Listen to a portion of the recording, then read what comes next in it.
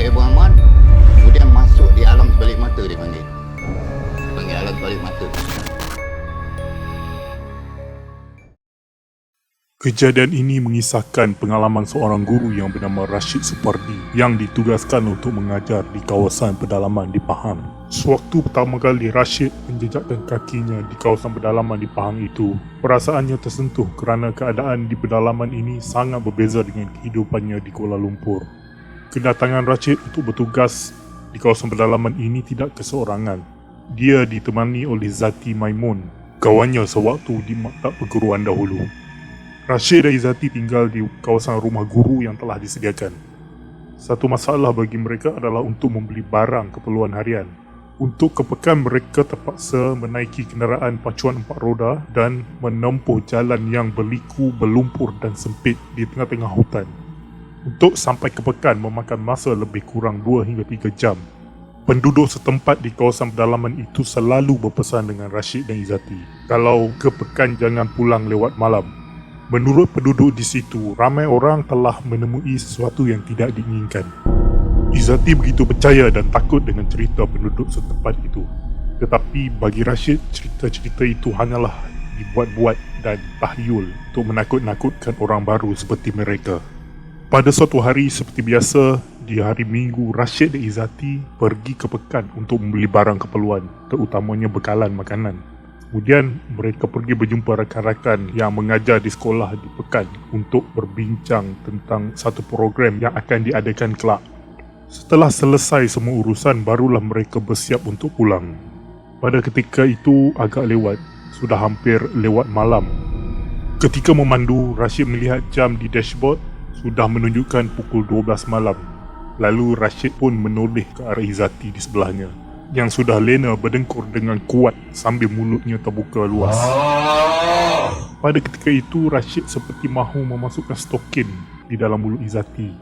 Tapi Rashid terpaksa menumpukan sepenuh perhatian kepada pemanduannya di waktu malam di jalan yang berliku dan agak menyukarkan. Tiba-tiba, Izzati terjaga dari dengkuran gorilanya. Izzati bertanya Rashid, Rashid percaya ke tentang cerita-cerita orang kampung tentang misteri kawasan pedalaman ni? Rashid menjawab, antara percaya dan tak percaya, kenapa? Tapi Izzati tidak mahu mengulas selanjut perkara tersebut. Sampai di suatu tempat, Izzati meminta Rashid untuk memberhentikan kenderaannya kerana ada hajat kecil yang perlu ditunaikan kerana sudah tidak tahan. Rashid pun menolak dan mengatakan pada Zati, alah Zati, kejaplah. Ni kan tengah hutan, lagipun awak tu perempuan, kan jadi apa-apa kan susah. Izzati pun memuncungkan mulutnya, ira-ira seburuk enggang.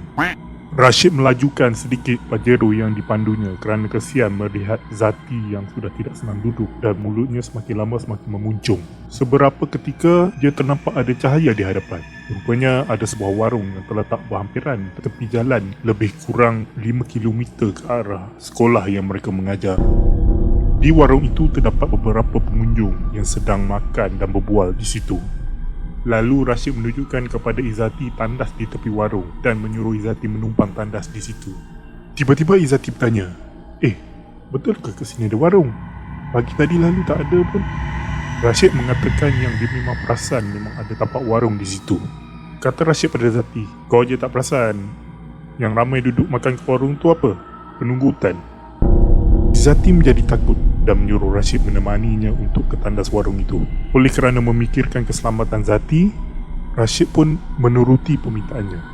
Setelah meminta keizinan untuk menggunakan tandas daripada tuan punya warung yang berumur dalam lingkungan 70-an, Izzati pun segera ke tandas di tepi warung tersebut untuk menunaikan hajat badannya itu.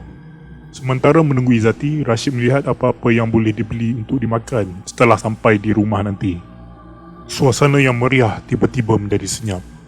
Semua pengunjung yang ada di warung itu tidak bercakap sepatah pun. Semuanya hanya memahati gelagat Rashid. Rashid berasa heran dengan keadaan tersebut. Ketika itu dia juga melihat kelibat Zati sedang menuju laju ke Pajero. Tanpa berlengah masa, Rashid pun bergegas ke Pajero. Rashid memarahi Zati kerana tidak memanggilnya setelah selesai menunaikan hajat. Selepas beberapa minit memandu pergi, Rashid merasakan ada sesuatu yang tidak kena dengan Izzati. Izzati hanya berdiam diri dan hanya memalingkan mukanya ke arah luar. Dia beranggapan yang Izzati sedang merajuk dengannya akibat dimarahinya sebentar tadi. Tiba-tiba Rashid terhidu bau harum. Dia tahu ianya bukannya minyak wangi yang Izzati selalu pakai. Tiba-tiba Izzati bertanya pada Rashid, "Rashid, ada bau apa-apa tak?" Tanya Izzati dengan suara yang berbeza. Perlahan-lahan Izzati memalingkan mukanya ke arah Rashid. Rashid hanya dapat melihat wajah Izzati sekilas pandang kerana dia terpaksa menumpukan perhatiannya ke hadapan. Tetapi Rashid dapat rasakan kelainan pada wajah Izzati. Bau yang harum tadi sudah tiada, tetapi berganti dengan bau yang sangat busuk dan meloyakan. Rashid terus memandang wajah Izzati. Alangkah terkejutnya Rashid. Rupanya yang di sebelahnya itu bukan Izzati. Mukanya menggerutu dan terkopak sehingga menampakkan tulang pipi yang tersembul. Matanya merah menyala, rambutnya kusut. Makhluk sebelahnya itu tiba-tiba mengilai, terserlah sepasang taring yang tajam. Sewaktu itu Rashid sedang panik. Makhluk tersebut mengilai dan terbang menembusi bumbung kereta. Tangan Rashid menggeletar. Spontan dia tertekan brek. Keretanya berpusing dan terbabas di tepi. Rashid menjadi kaku sambil beristighfar. Setelah keadaan agak tenang, Rashid pun membaca ayat-ayat suci Al-Quran sambil menghidupkan kenderaannya. Pada waktu itu, baru Rashid teringat kepada Izzati. Dia pun berpatah balik dan memecut ke arah warung tadi. Setelah lama memandu, namun tiada warung pun dia temui, walaupun banyak kali dia berpusing-pusing ke arah jalan yang mereka lalui. Rashid terpandang jam, sudah menunjukkan pukul 1 pagi.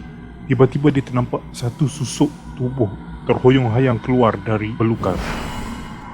Rupanya itu Izzati. Ketika Rashid menghampiri Izzati, Rashid melihat wajahnya pucat, tubuhnya menggigil dan pakaiannya terlalu kotor. Mereka pun cepat-cepat berpatah balik ke Pekan. Sewaktu di dalam kereta, Rashid tidak mahu berkata apa-apa. Dia tidak dapat bayangkan pengalaman yang Izzati bersendirian dalam hutan tadi. Itulah pengalaman yang paling ngeri bagi Rashid dan Izzati. Setelah kejadian itu, mereka tidak lagi pulang selepas maghrib dari Pekan. Walaupun berdepan dengan pengalaman yang menakutkan itu, mereka tidak pernah berputus asa untuk mengajar di kawasan pedalaman itu lagi.